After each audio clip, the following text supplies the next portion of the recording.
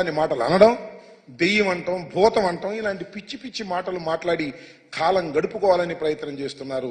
ఇచ్చిన వాగ్దానాలు నిలబెట్టుకోలేనటువంటి చరిత్రహీనుడిగా మరొకసారి నారా చంద్రబాబు నాయుడు గారు మిగిలిపోవడానికే ప్రయత్నం చేస్తున్నారు తప్ప దీనికి తక్షణమే సమాధానం చెప్పాలని మనవి చేస్తున్నా. కూటమిలో ఉన్న ప్రతి నాయకులు సమాధానం చెప్పాలని మనవి చేస్తున్నా. ఉప ముఖ్యమంత్రిగా ఉన్నటువంటి జనసేన అధిపతి పవన్ కళ్యాణ్ గారు దీని గురించి ఆలోచన చేసి సమాధానం చెప్పాల్సిన అవసరం ఉంది. చంద్రబాబు నాయుడు గారు సమాధానం చెప్పాల్సిన అవసరం ఉంది. మీరు ప్రతి పిల్లవాడికి ఇస్తానని చెప్పి ఇవాళ కేవలం ఒక్క 15,000 రూపాయలే తల్లుల ఖాతాల్లో జమ చేయడానికి జీవోని ఇష్యూ చేశారు. ఇంకా డబ్బులు వేయలే. ఇప్పుడు వేస్తారో తెలియదు. నేను అడుగుతా ఉన్నా, ఎప్పుడు డబ్బులు వేస్తారో కూడా చెప్పాలి. ఎంతమంది పిల్లలుంటే అంతమందికి కూడా గణన చేసి వాళ్లకు డబ్బులు ఇవ్వాలి. ఇది మేము ఫ్రెష్ గా డిమాండ్ చేస్తున్న అంశం కాదు. మీ మేనిఫెస్టోలో పెట్టి ప్రచారం చేసినటువంటి విషయాన్ని మీరు తప్పనిసరిగా అమలు చేయాలని వైఎస్ఆర్ కాంగ్రెస్ పార్టీ డిమాండ్ చేస్తుంది. తక్షణమే ఈ జీవోను మార్చండి.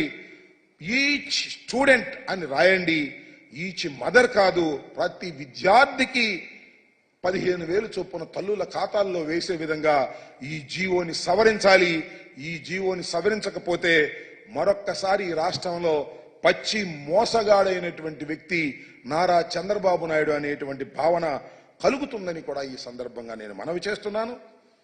మాకు అప్పుడప్పుడు అనిపిస్తూ ఉంటుంది, సరే అదృష్టం బాగోకపోవచ్చు, ప్రజలు మమ్మల్ని తిరస్కరించారని అనవచ్చు. కానీ జగన్మోహన్ రెడ్డి గారిని ఈ రాష్ట్ర ముఖ్యమంత్రిగా కాకుండా చేసినందుకు రాష్ట్ర ప్రజలు పశ్చాత్తాపడే రోజులు ప్రారంభమయ్యాయని కూడా ఈ సందర్భంగా నేను మనవి చేస్తున్నా.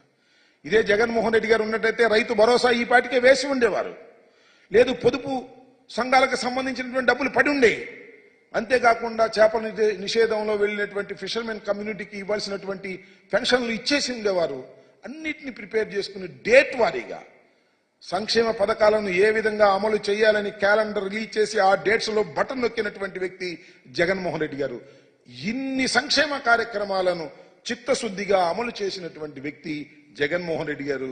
జగన్మోహన్ రెడ్డి గారు ఏదైతే చెప్పారో అది చేశారు. కొత్త వాగ్దానాలు ఏమి మేము ఇవ్వలేదు.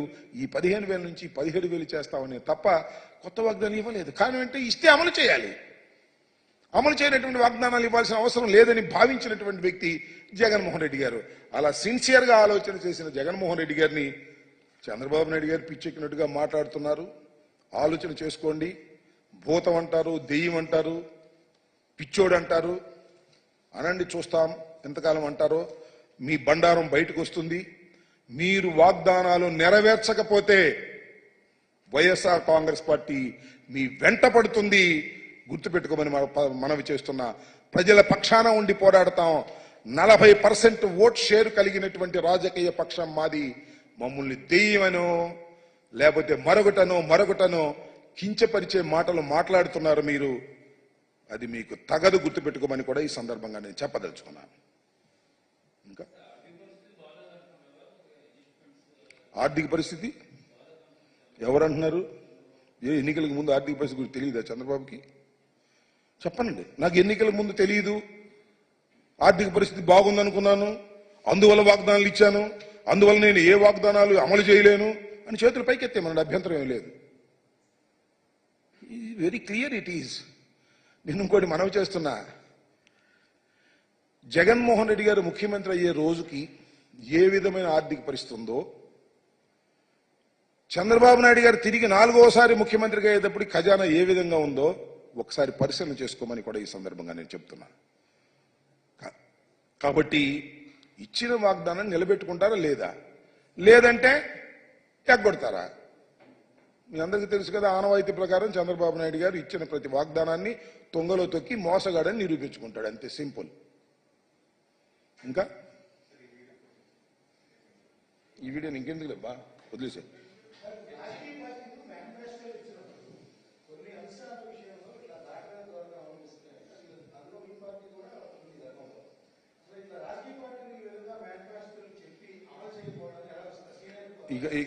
ఇక అదొక పెద్ద చర్చ.